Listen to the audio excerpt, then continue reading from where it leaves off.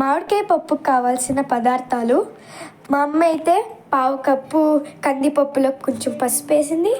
తర్వాత ఒక ఆనియన్, ఒక టమాటో, కొరియాండర్, తర్వాత కర్రీ లీవ్స్, తర్వాత 20 వరకు చిల్లీస్, ఇది పోపుకు కావాల్సిన దినుసులు, ఒక మామిడికాయ, ఇది మనం పోపు వేసుకునేటప్పుడు ఇంగువ.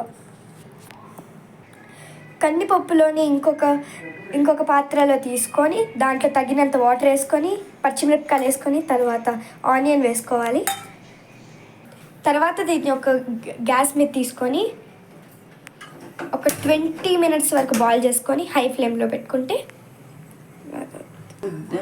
మామిడికాయ పప్పుతో పాటు మేము అరటికాయ ఫ్రై కూడా చేసుకున్నాం కాబట్టి దాన్ని బాగా పీల్ చేసి తర్వాత దాన్ని నీళ్ళలో పెట్టుకుంటాం.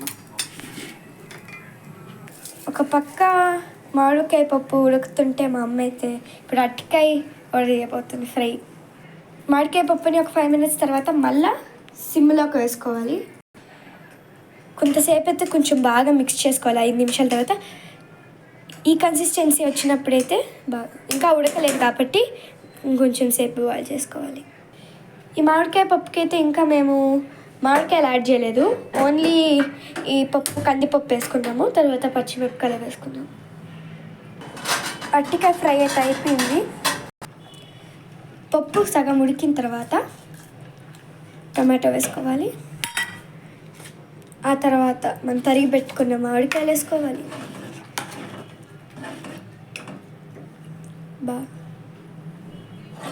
ఇప్పుడు మళ్ళీ మూత వేసుకొని సిమ్లో పెట్టుకుంటే కొంచెం వాటర్ని అయితే కొంచెం మనం వేసుకోవాలి.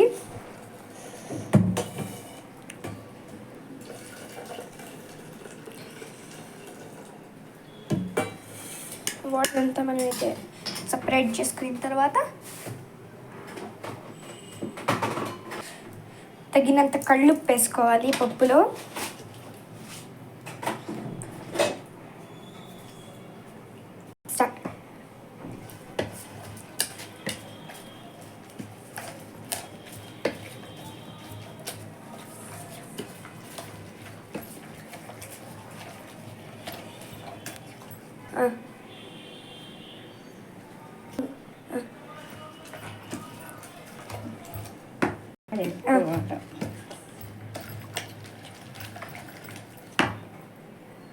బాగా స్మాష్ చేసుకోవాలి పప్పుని ఈ పప్పు గుత్తితో.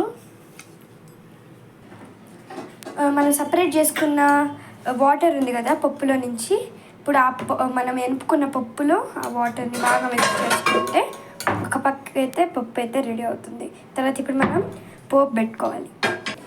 3 టేబుల్ స్పూన్ ఆయిల్ వేసుకోవాలి, హై ఫ్లేమ్లోనే పెట్టుకోవాలి. తర్వాత దాంట్లో పోపు దినుసులు వేసుకోవాలి. జీలకర్ర, కందిపప్పు, ఎండుమిరపకాయలు, ఆవాలు.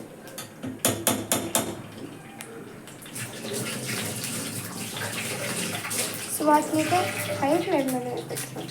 2 మినిట్స్ తర్వాత సిమ్లోకి మార్చుకోవాలి. ఒక ఎర్రగడ్డని మళ్ళీ తరుక్కోవాలి. మనం తరిగిన ఆనియన్ ముక్కల్ని అయితే వేసుకునేయాలి.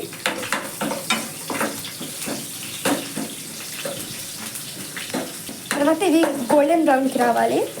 మనం దంచుకున్న తెల్లగడ్డలు వేసుకోవాలి, ఒక 4-5. ఇప్పుడు వేగుతున్నాయి, ఇవి కూడా గోల్డెన్ బ్రౌన్కి రావాలి. ఈ గోల్డెన్ బ్రౌన్కి వచ్చిన తర్వాత మనం కరివేపాకు వేసుకోవాలి దీంట్లోకి. అది వీటిని పప్పుకి లోపల వేసేసుకుంటే సరిపోతుంది.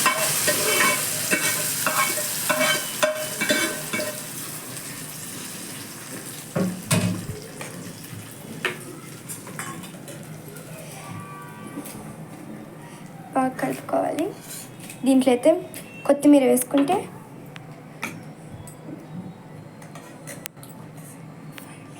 ఫైవ్ మినిట్స్ ఇప్పుడు స్టవ్ మీద మళ్ళీ పెట్టుకొని సిమ్లో అయితే పెట్టుకోవాలి. వీటిని 5 మినిట్స్ పోపు వేసుకున్న తర్వాత 5 మినిట్స్ అట్లా వేసుకుంటాం. కొంచెం మరగనిచ్చి మామిడికాయ పప్పు అయితే రెడీ.